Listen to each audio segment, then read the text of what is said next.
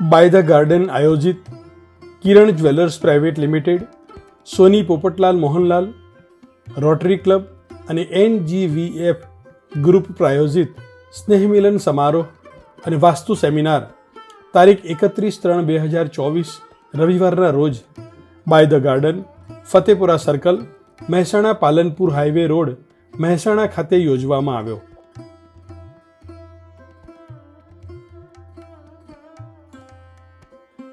કાર્યક્રમની શરૂઆતમાં આમંત્રિત મહેમાનોનું પુષ્પગુચ્છથી સ્વાગત અને સન્માન કરવામાં આવ્યું.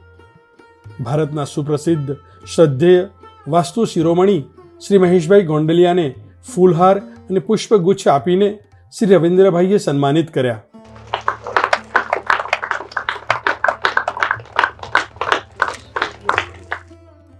મહેસાણા જિલ્લાના ભાજપના પૂર્વ પ્રમુખ અને મહેસાણા ડિસ્ટ્રિક્ટ બેંકના vice chairman Shri Keshubhai Patel, Brookland group અને બાય ધ ગાર્ડનના શ્રી ગિરીશભાઈ રાઠી, સોની પોપટલાલ મોહનલાલના સંચાલક અને કિરણ જ્વેલર્સ પ્રાઇવેટ લિમિટેડના director Shri Ravindrabhai Popatlal Soni, national gold valuer ફોરમના શ્રી મિતેશભાઈ પટેલ, શાસ્ત્રીજી શ્રી કલ્પેશભાઈ મહારાજ અને શ્રી સંજયભાઈ સોનીને પુષ્પગુચ્છ આપીને સન્માનિત કરવામાં આવ્યા.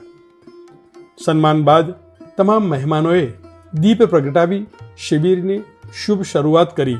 શુભમ કરોતુ કલ્યાણમ આરોગ્યમ ધન સંપદ શત્રુ બુદ્ધિ વિનાશાય દીપ જ્યોતિ નમસ્તુતે. સ્વાગત પ્રવચનમાં શ્રી કેશુભાઈ પટેલે વાસ્તુશાસ્ત્ર સાથે જીવનમાં જરૂરી આધ્યાત્મિક જ્ઞાનની જરૂરિયાત વિશે વાત કરી. Shri Girishbhai રાઠીએ by the garden સ્કીમની સંપૂર્ણ માહિતી આપી. એમણે કહ્યું કે અમે જે કરીએ છીએ એ શ્રેષ્ઠ કરીએ છીએ. વ્યાપાર કરતાં કરતાં રાષ્ટ્રના નિર્માણમાં અને સમાજ ઉત્થાનમાં આપણું યોગદાન કેવી રીતે આપી શકીએ એ ધ્યાન રાખીએ છીએ. અમે લોકો સેવાના પ્રોજેક્ટો પણ કરીએ છીએ. આ જ ગ્રુપની આવકમાંથી ગુરુજી કી પાઠશાળા ચાલે છે, ટિફિન સેવા ચાલે છે, બ્યુટી પાર્લરના ક્લાસ ચાલે છે. અત્યાર સુધીમાં અમે 8,000 બાળકોને ફ્રી એજ્યુકેશન આપ્યું છે અને આ સતત ચાલતી પ્રક્રિયા છે.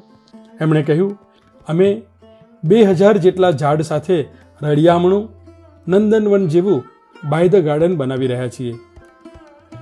ભારતના સુપ્રસિદ્ધ શ્રદ્ધેય વાસ્તુ શિરોમણી શ્રી મહેશભાઈ ગોંડલિયાએ કુટુંબ અને પરિવારમાં, આરોગ્ય અને સંપત્તિમાં, ધંધા અને વ્યવસાયમાં વાસ્તુશાસ્ત્ર અને જ્યોતિષની ભૂમિકા અને ઉપયોગિતા પર સચોટ માહિતી આપી હતી. જેમ શરીરને સ્વસ્થ, તંદુરસ્ત અને નિરોગી રાખવા આપણે યોગ, પ્રાણાયામ અને કસરતને સ્વીકારી છે, તેમ આપણા પરિવારની આર્થિક, માનસિક અને શારીરિક સ્વસ્થતા અને સદ્ધરતા માટે વાસ્તુશાસ્ત્ર જાણવું અને સ્વીકારવું ખૂબ જરૂરી છે. ઉપસ્થિત લોકોએ વાસ્તુશાસ્ત્ર અંગે સવાલ પૂછ્યા હતા. તેના શ્રી મહેશભાઈએ સચોટ, સંતોષકારક અને સપ્રમાણ જવાબ આપ્યા હતા. દરેક સ્ત્રીની એક કમ્પ્લેન છે કે પુરુષ ઘરે આવે ત્યારે એનું મોઢું ચણેલું હોય અને બહાર જાય તો ખુશ હોય. તો આમાં કઈ વાસ્તુ મદદરૂપ થઈ શકે? માસ તો એના માટે જ કામ કરે છે કે ઘરે પતિ આવે ને તેટલો ખુશનુમા આવે કે ઉતાવળે આવે કે જે મૂવી જોવા જાવ કેટલો સ્પીડમાં જાય એટલી સ્પીડે ઘરે આવે કે હું જલ્દી ઘરે જાઉં, મારા બાળકોને મળું, મારા વાઈફને મળું, બા સાથે બેસું, પત્ની સાથે, જે કોઈ પરિવારના સભ્યો સાથે બેસું અને સારી સારી વાતો કરું.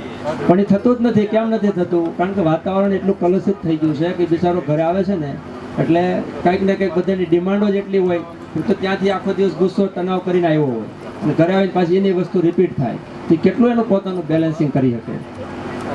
એટલે વાસ્તુશાસ્ત્ર 100% મદદ કરે. ઘરનું વાતાવરણ તમે પ્રકૃતિને અનુરૂપ કરી નાખો. લોકસભાની આવનારી ચૂંટણીમાં મહેસાણાના ઉમેદવાર શ્રી હરિભાઈ પટેલ પણ સેમિનારમાં ઉપસ્થિત રહ્યા હતા. જેમનું શ્રી કેશુભાઈ પટેલ, શ્રી રવિન્દ્રભાઈ સોની, શ્રી કાળુભાઈ, શ્રી રાજુભાઈ પ્રજાપતિએ પુષ્પગુચ્છથી સ્વાગત કર્યું હતું.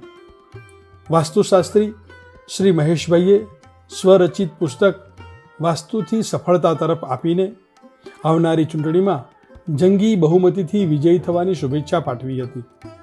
શ્રી CT પ્રજાપતિએ આનર્ત આર્ટ એસોસિએશન અને કલા પ્રતિષ્ઠાન વતીથી ચૂંટણીમાં ભવ્ય વિજયી બનવા શુભેચ્છા પાઠવી. શ્રી હરિભાઈએ કહ્યું કે આવા વાસ્તુ અંગેના સેમિનાર મેં પહેલી વાર જોયા છે. આવા સેમિનારો ઓછા થતા હોય છે. આ કંઈક જુદી જ પ્રકારનો સેમિનાર હોય છે. આયોજકોને પણ ધન્યવાદ આપું છું.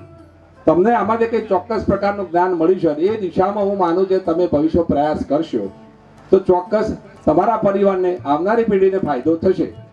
જેમ મોદી સાહેબે યોગને મહત્વ આપીને વૈશ્વિક ફલક પર લોકોને યોગ અંગે જાગૃત કર્યા છે, એમ વાસ્તુ અંગે પણ લોકોમાં જાગૃતિ આવે એ ખૂબ જરૂરી છે. શાસ્ત્રીજી શ્રી મહેશભાઈના આવા પ્રયાસની પ્રશંસા કરી અભિનંદન આપ્યા હતા. સેમિનાર બાદ સ્વરૂચિ ભોજન લઈને બધા છૂટા પડ્યા હતા.